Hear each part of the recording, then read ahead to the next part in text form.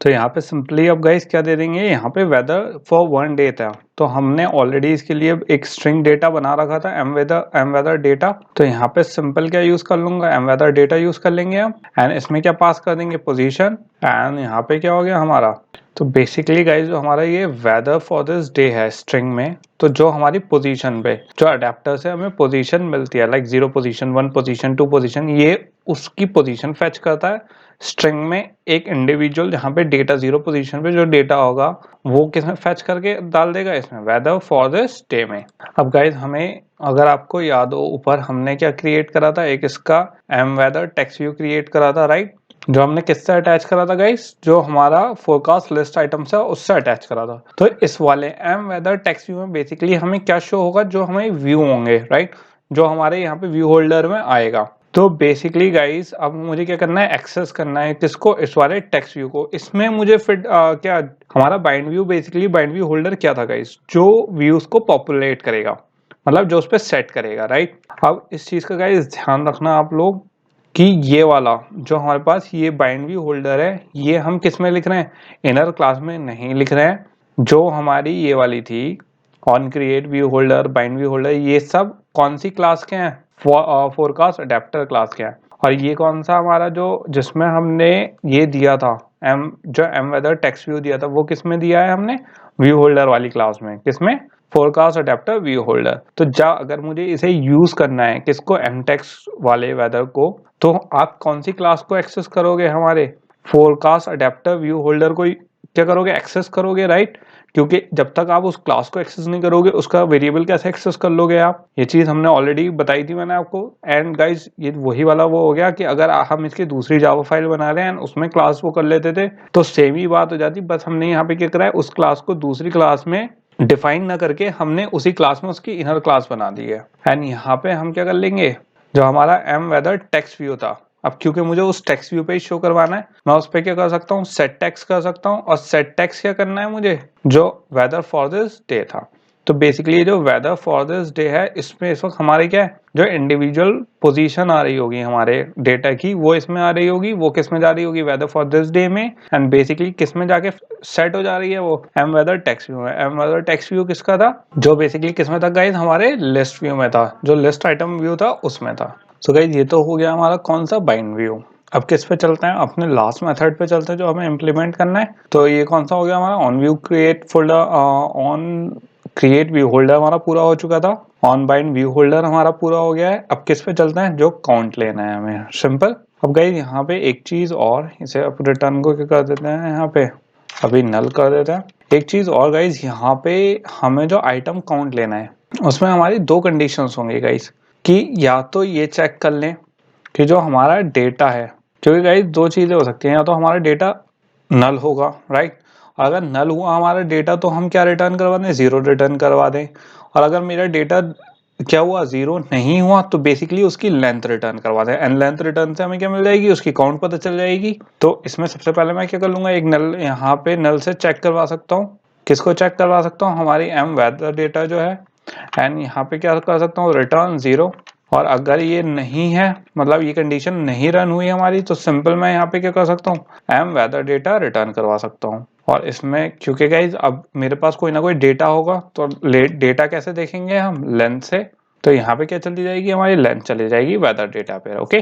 तो ये हो गया, इस पे ये भी लगा ही देते हैं गाइज, थोड़ा सा मुझे इसके बिना सही नहीं लगता है। तो ये क्या हो गई हमारी यहाँ पे कंडीशन हो गई सक्सेसफुल। तो बेसिकली गाइस जो हमारा गेट काउंट मेथड था उसमें हमने क्या करा, अगर वेदर डेटा हमारा नल के इक्वल है तो रिटर्न क्या हो जाए, 0 रिटर्न हो जाए। वरना हमारे पास कोई ना कोई जो रिटर्न स्टेटमेंट होगी उसमें क्या डाल दिया हमने, वेदर स्टेटमेंट की लेंथ चेक करवा ली, कोई ना कोई तो लेंथ होगी उसकी, राइट। अब गाइस क्या करना है हमें, लास्ट स्टेप क्या है हमारा, गेट काउंट मेथड तो इम्प्लीमेंट हो चुके हैं, अब लास्ट हमारा स्टेप बचा है, एक मेथड क्रिएट करना है जिसमें हम, अब गाइस अगर आप देखो यहाँ पे जो हमारा एम वेदर डेटा है, हम सिंपल अभी क्या कर रहे हैं, यहाँ पे पोजीशन फेच करके शो करवा दे रहे हैं, राइट। लेकिन इसमें फीड कौन कर रहा है, क्योंकि जब यहाँ पे एम वेदर डेटा मैंने पोजीशन फेच करी, राइट, इसका मतलब क्या हुआ, यहाँ पे सिर्फ मैंने जब एरे है गाइस, आपने एक इंडेक्स वैल्यू बनाई, राइट। 0 इंडेक्स पे आपका कोई डेटा पड़ा हुआ है, 1 इंडेक्स पे 0, 1 2 3 सब पे आपका एक क्या डेटा पड़ा हुआ है। तो आप ये सोच लो इस वक्त हमारा ऑलरेडी डेटा पड़ा हुआ है। एंड सिंपल जब मैंने उसको कहा कि अच्छा 0 पोजीशन पे क्या डेटा है, तो सिंपल यहाँ पे 0 पोजीशन आ गई 0, और जो एम वेदर डेटा में जो ऑलरेडी डेटा था टेबल में वो उसने फेच करवा के किसमें स्टोर करवा दिया, वेदर फॉर दिस डे में। अब गाइज यहाँ पे आपको सोचना चाहिए, जब हम यहाँ पे यूज कर रहे हैं एम वेदर डेटा, तो इसका मतलब जो हमारी एरे है, स्ट्रिंग एरे सॉरी, तो उसमें बेसिकली अभी डेटा ऑलरेडी एग्जिस्ट करता है। यहाँ पे सिर्फ हम उस डेटा को यूज कर रहे हैं, उसकी क्या पोजीशन कॉल आउट करवा के। तो गाइज उसमें अगर आप यहाँ पे कहीं पे भी देखो तो हमने इसमें कोई डेटा तो इनपुट करा नहीं है अभी तक। तो यहाँ पे डेटा कहाँ से इनपुट करेंगे हम, इसका अलग मेथड क्रिएट करेंगे।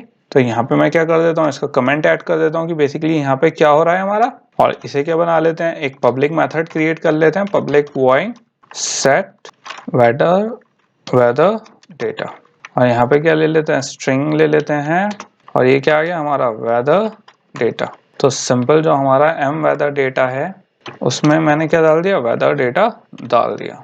और यहाँ पे क्या कर दूंगा मैं, यहाँ पे मेथड यूज कर लेंगे किसका, नोटिफाइड डेटा सेट चेंज। अब गाइस आप इसका वो पढ़ोगे तो बेसिकली ये किस में यूज होता है हमारे, ये हमारे रिसाइकलर व्यू का एक पार्ट है। एंड बेसिकली क्या करता है, notify any registered observer that the data set has change. Okay, तो बेसिकली इसका क्या काम है, जब भी कोई चेंज होता है तो ये नोटिफाई करता है।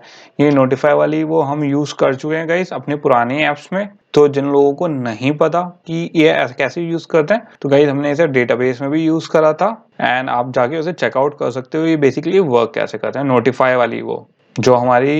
एंड गाइस आई थिंक इसे हमने नेटवर्किंग में भी यूज करा था, तो आप वहां पे भी चेकआउट कर सकते हो कि नोटिफाई कैसे, नोटिफिकेशन में हम कैसे लेते हैं ऐसे। एंड गाइज एक चीज और, यहाँ पे इस वक्त अगर आप देखो तो यहाँ पे अभी हमने कोई डेटा सेटअप नहीं करा है। ओके, क्योंकि अभी सिंपल मैंने क्या करा है, पहले ही बना दिया रिसाइकलर व्यू जो हमारा ये था, जो हमने यहाँ पे एक्टिविटी फोरकास्ट में करा था। यहाँ पे मैंने बना दिया रिसाइकलर व्यू। दूसरा पार्ट था रिसाइकलर व्यू के लिस्ट आइटम, वो बना दी हमने यहाँ पे लीनियर लेआउट में। मैंने आपको 3 लेआउट बताए थे किस किस में बनते हैं, लीनियर लेआउट, ग्रिड लेआउट और स्टैगर्ड लेआउट। ओके, तो हमारे ये 3 लेआउट बनते हैं रिसाइकलर व्यू के लिए।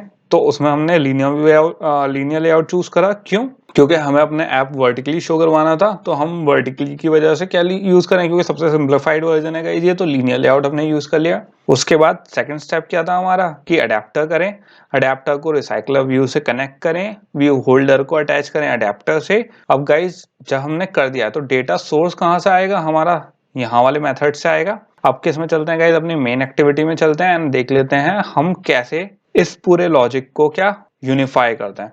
क्योंकि अभी तक क्या करा है हमने, सिर्फ सेटअप करी है गाइस सारी चीजों का। एंड होपफुली जो आपको रिसाइकलर व्यू में कंफ्यूजन हुआ होगा, राइट, जो जो चीजें समझ में नहीं आई होंगी कि रिसाइकलर व्यू कैसे वर्क करता है, क्या कौन सी चीजें हमने कैसे ऐड कर दी, तो गाइस होपफुली आपको यहाँ तक का तो सब क्लियर हो गया होगा कि अडेप्टर कैसे वर्क करता है, कैसे अडेप्टर हमने बनाया है, कौन सी चीज मेन क्लास में आएगी, कौन सी इनर क्लास में आएगी, एंड कौन सी चीज कैसे वर्क करेगी। अब चलते हैं किस पे, अपनी मेन एक्टिविटी में, उसमें देख लेते हैं क्या क्या चेंजेस अब हमें करने हैं।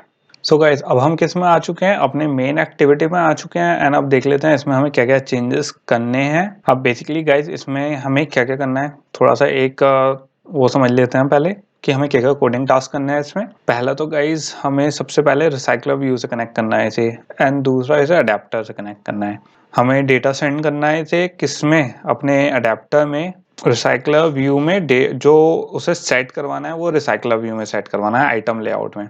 तो 2 काम है, अडेप्टर के थ्रू डेटा सेंड करवाना है एंड रिसाइकलर व्यू में जो उसकी विजिबिलिटी है वो सेट करवानी है। अब गाइज अगर आपको याद हो तो ये तो हमारा एक कोडिंग टास्क है, राइट। अब अगर आपको याद होगा इस, अगर इसमें आप कोड ध्यान से देखो तो ये हमारा जो पहला ही टेक्स्ट व्यू है, M weather text view, right, इसे हम यूज कर रहे थे सारा कि फाइंड व्यू बाय आईडी, हम इसे विजिबिलिटी भी चेक करवाया था यहाँ पे, राइट, कहाँ गया विजिबिलिटी, एंड ये रहा। तो यहाँ पे एम वेदर टेक्स्ट व्यू में विजिबिलिटी याद हो आपको, तो ये बेसिकली क्या कर रहा था, डेटा ले रहा था और शो करवा रहा था, कौन सा, ये वाला डेटा, राइट। क्योंकि गाइज आई नो थोड़ा सा हम क्योंकि ऐप्स के बीच में जंप कर रहे हैं, तो हो सकता है कुछ लोग इसे भूल गए हो कि कौन सी चीज क्या फंक्शनैलिटी कर रही थी, तो डोंट वरी।